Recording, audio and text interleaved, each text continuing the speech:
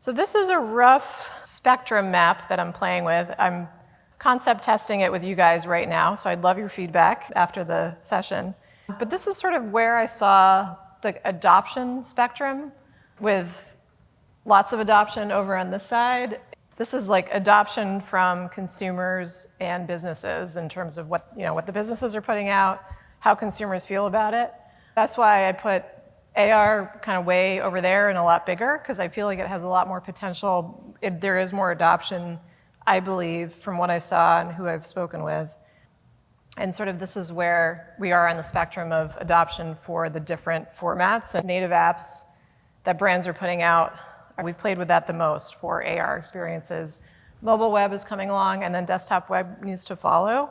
Because at Nike, we did a lot of research, and we saw that a lot of people still do the final, like pulling the trigger to buy whatever they're buying on desktop. So they've done research on mobile, they've gone to the store, but if they're buying online, there's still like a large percentage that is still buying on desktop. So I think it's important to get desktop AR experiences along the spectrum as well.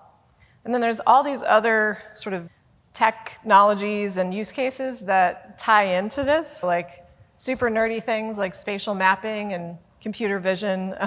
That's what WannaKicks uses, which is an example I'll show you for a shoe app. Visual search, I see is tying into this because it's any way to like shop your environment. So this is like the new Amazon smile codes. When you're reading magazines, you can take a picture of a code using the Amazon app and then shop whatever is in the magazine.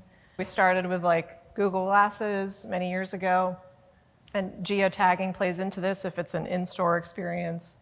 So there's a lot of other types of technologies that need to tie in for it to all come together. So yeah, and my analysis was that VR is a lot more expensive to build and from the consumer as well for the devices. Sometimes it's kind of hard to grasp. For me, it was a less realistic like retail consumer impact, whereas AR I see as having a lot more, thank you, retail use cases, especially as more purchases migrate from the desktop to the smartphone. And then we get more social integration and social shopping.